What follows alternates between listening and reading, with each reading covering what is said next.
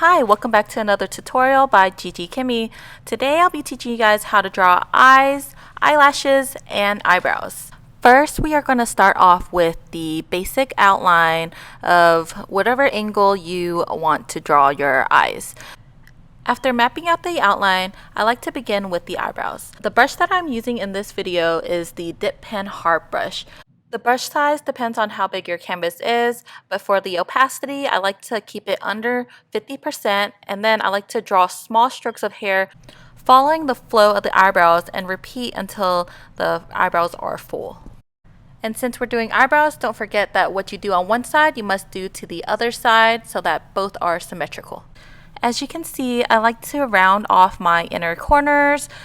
The easiest way to do that is to draw smaller curved lines towards the eyebrows. As you continue to add each strand of hair, you're going to start to darken the opacity of your brush so that you can create a ombre effect. So that means the end of your eyebrows are going to be darker than the center point of your eyebrows. Please watch as I complete the rest of the eyebrows using the ombre effect technique.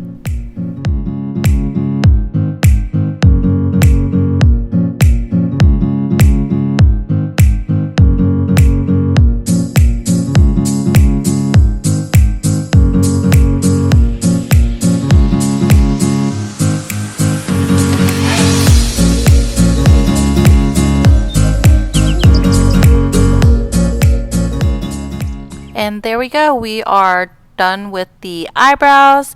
Make sure to do any little touch-ups to make them match a little bit more.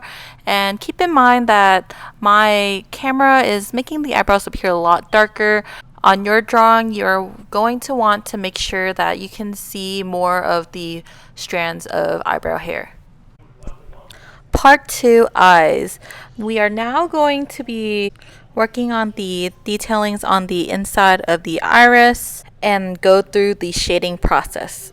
As you can see, I started off with filling in the iris with the color that I wanted the eye to be, and then clipped a layer on top of that and started working on the detailing around the pupil.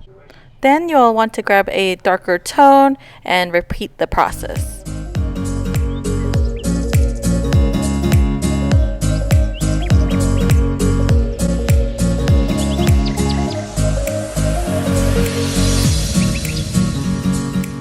Now, using the Airbrush Trapezoid 60% brush or 40% brush, we will be adding some depth into the eyes.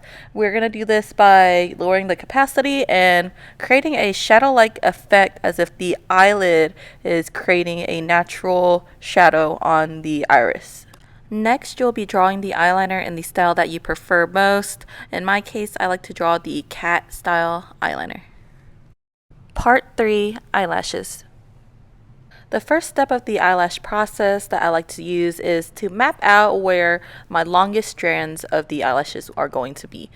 Then we are going to add in additional strands of eyelash hair until we get the thickness that we are trying to achieve. Make sure while you're doing this to keep your eyelash strands curved and use the iris as your center point.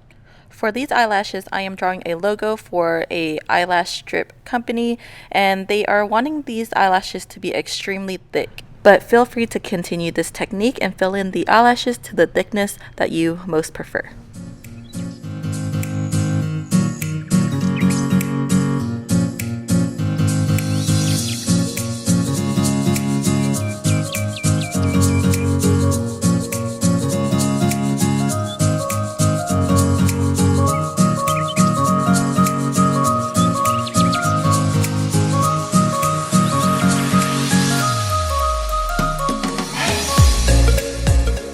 With the bottom eyelashes, you are going to continue with the same steps, but with shorter strands of eyelashes.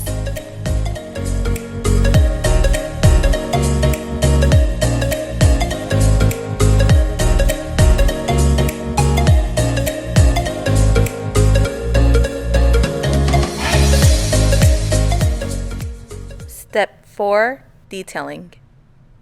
The most important part of your drawing is the shading. In this step, we are going to work on the shading of the eyebrow bone, the nose, just to add more depth into your drawing to bring it to life. If you're using a reference photo to draw your eyes, try to match the shading as close as possible.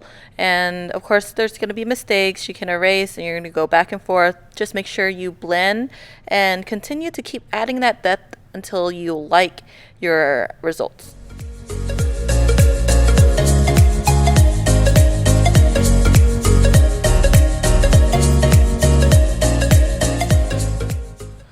Then we are going to start adding more detailing into the iris, adding more shadows, highlights, but mainly highlights just so that we can bring out the eyes and make them pop a lot more.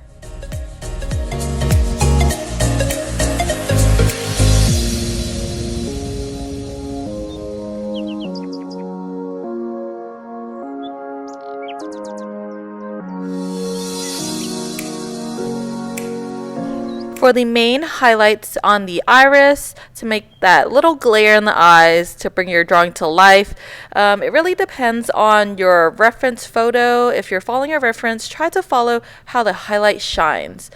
If not, and you want to be creative, you can make your own highlights and shadows. Just keep drawing and playing with the highlights and shadows until it's the way that you would like. I go back and forth, testing out, zooming out, see how it looks.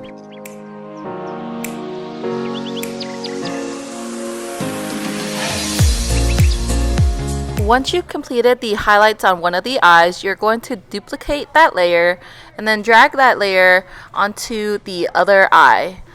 Doing this saves you a lot of time because no matter what, the lighting for both eyes are coming from the same lighting source.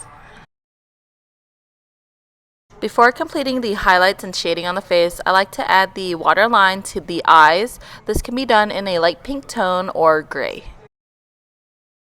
Now, using the Airbrush Trapezoid 60% brush, you're going to add white underneath the arches of your eyebrows to create a highlight effect, as well as adding it on the inside of the eyes, between the eyes and the nose on both sides. Finally, to complete my drawing, I personally like to add the Glitter 5 brush and go over all the highlighted spots to add more of my own style to the look. And then we're done. Make sure you guys subscribe, like, and comment what tutorials you'd like to see next, and I will see you on the next tutorial. Goodbye!